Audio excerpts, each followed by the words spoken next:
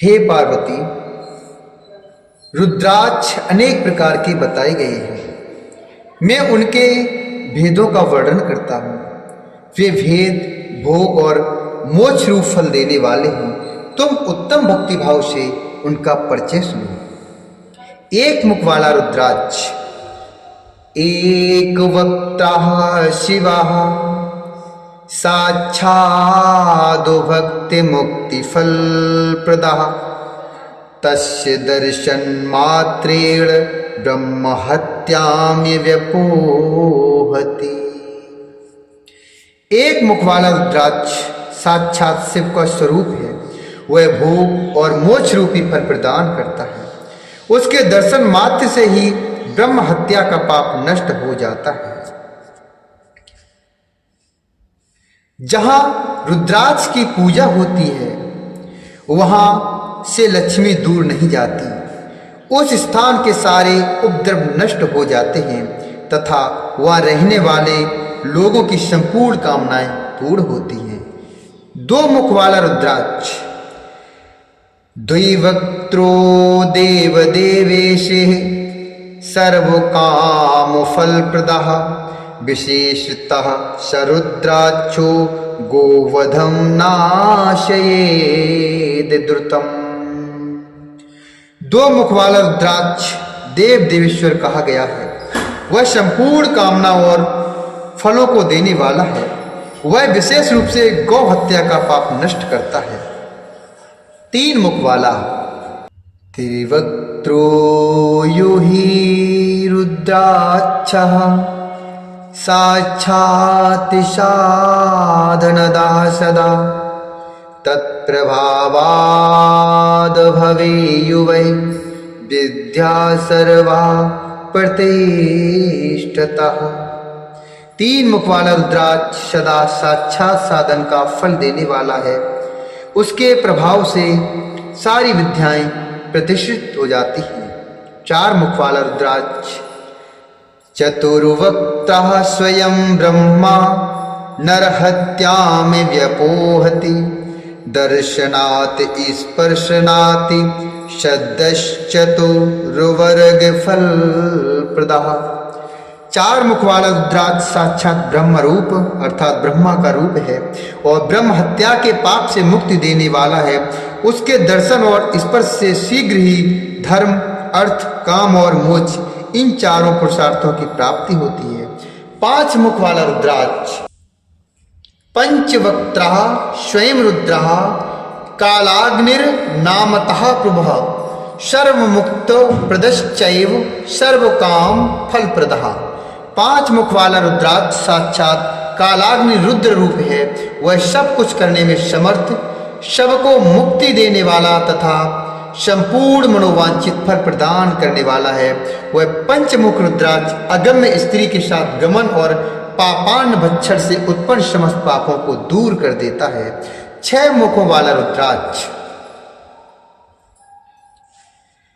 षड्वक्त्रः कार्तिकेयस्तु धारणादि दक्षिणे भुजे ब्रह्म हत्याद कहे पापैर्मुच्यते नात्र संशयः।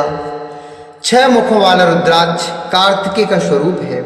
यदि दाहिने बाहों में उसे धारण किया जाए तो धारण करने वाला मनुष्य ब्रह्म हत्या आदि पापों से मुक्त हो जाता है, इसमें संशय नहीं है। हे महेश्वरी, सात मुख वाला रुद्राक्ष। सप्तवक्त्रो महेशानी ह्यैनांगो नाम नामतः धारणात् तस्य देवेशि दरिद्रोपीश्वरो भवेत्। सात मुख वाला रुद्राक्ष अनंग नाम से प्रसिद्ध है। हे देवेश, उसको धारण करने से दरिद्र भी ईश्वरशाली हो जाता है। आठ मुख वाला रुद्राक्ष। आठ मुख वाला रुद्राक्ष अष्टमूर्ति भैरव रूपी है। उसको धारण करने से मनुष्य पूर्णायु होता है और मृत्यु के पश्चात शूलधारी शंकर हो जाता है। नौ मुख वाले रुद्राक्ष को भैरव तथा कपिल मुनि का प्रतीक माना गया है अथवा नौ रूप धारण करने वाली महेश्वरी दुर्गा उसकी अधिष्ठात्री देवी मानी गई है। जो मनुष्य भक्ति परायण होकर अपने बाएं हाथ में नवमुख रुद्राक्ष धारण करता है वह निश्चय ही मेरे समान सर्ववर हो जाता है, अर्थात मेरे समान सर्वेश्वर हो जाता है, इसमें संशय नहीं है। हे महेश्वरी, 10 मुख वाला रुद्राक्ष साक्षात भगवान विष्णु का ही रूप है। हे देवेश, उसको धारण करने से मनुष्य की संपूर्ण कामनाएं पूर्ण हो जाती हैं। हे परमेश्वरी, 11 मुख वाला जो रुद्राक्ष है वह रुद्र रूप है, उसको धारण करने से मनुष्य सर्वत्र विजयी होता है। 12 मुख वाले रुद्राक्ष को केश प्रदेश में धारण करे, उसको धारण करने से मानो मस्तक पर 12 आदित्य विराजमान हो जाते हैं। 13 मुख वाला रुद्राक्ष विश्व देवों का स्वरूप है। 13 मुख वाला रुद्राक्ष विश्व देवों का स्वरूप है, उसको धारण करके मनुष्य संपूर्ण अभीष्टों को प्राप्त करता है तथा सौभाग्य और मंगल लाभ करता है। 14 मुख वाला जो रुद्राक्ष है वह परम स्वरूप है, उसे भक्ति पूर्वक मस्तक पर धारण करे, इससे समस्त पापों का नाश हो जाता है। हे गिरिराज कुमारी, इस प्रकार मुखों के भेद से रुद्राक्ष के 14 भेद बताए गए हैं। अब तुम क्रमशः उन रुद्राक्षों को धारण करने के जो मंत्र हैं उनको प्रसन्नता पूर्वक सुनो। पहला जो रुद्राक्ष है, ओम ह्रीं नमः। 2 मुख वाला जो रुद्राक्ष है, ओम नमः। तीसरा क्लीं नमः। चौथा ओम ह्रीं नमः। 5वां ओम ह्रीं नमः। 6ठा ओम ह्रीं नमः। 7वां ओम नमः। 8वां ओम नमः। 9वां ओम ह्रीं नमः। 10वां ओम ह्रीं नमः। 11वां ओम ह्रीं नमः। 12वां ओम ट्रौं छौं ड्रौं नमः। 13वां ओम ह्रीं नमः और 14वां है ओम नमः। इन 14 मंत्रों द्वारा क्रमशः 1 से लेकर 14 मुख वाले रुद्राक्षों को धारण करने का विधान है।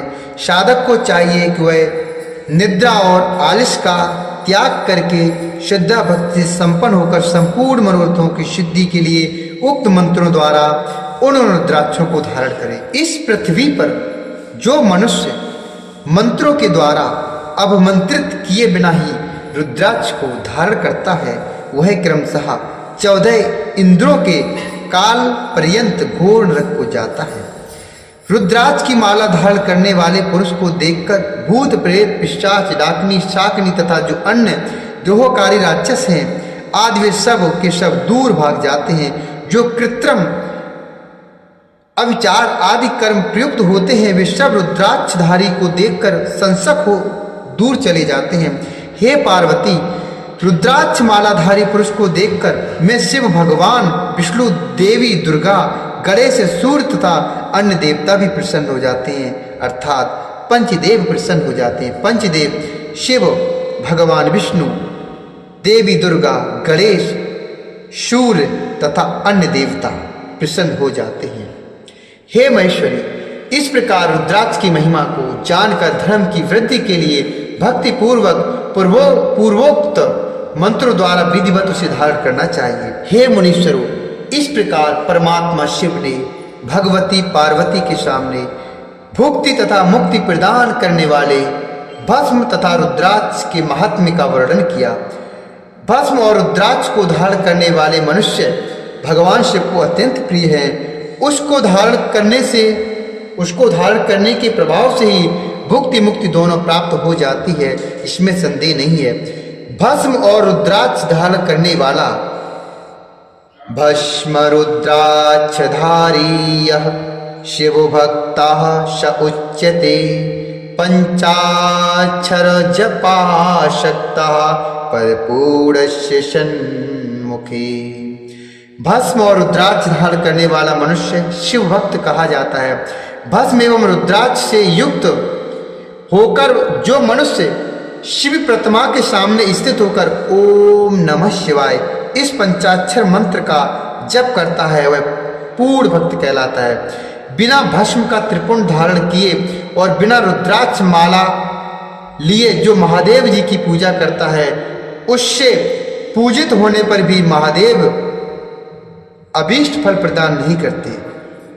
हे मुनीश्वर, सभी कामनाओं को परिपूर्ण करने वाले भस्म और रुद्राक्ष को महात्म्य को मैंने सुनाया।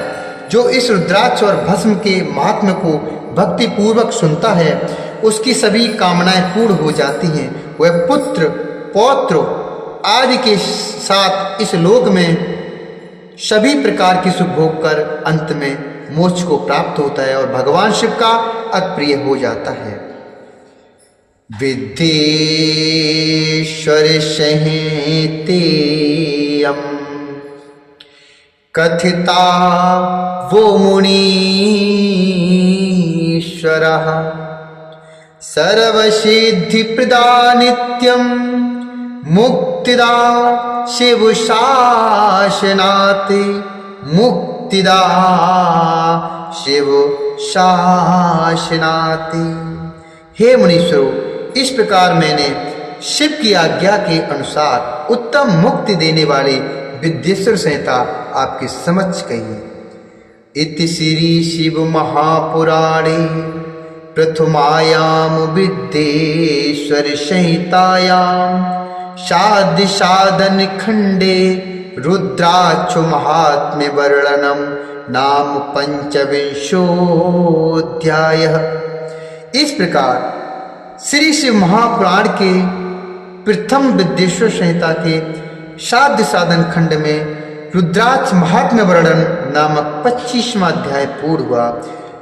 समाप्तेयं प्रथमा विद्येश्वर संहिता समाप्तेयं प्रथमा विद्येश्वर संहिता। बोले शंकर भगवान की जय, बोले गणेश भगवान की जय, पार्वती मैया की जय, कार्तिकेय भगवान की जय, नंदकेश्वर महाराज की जय।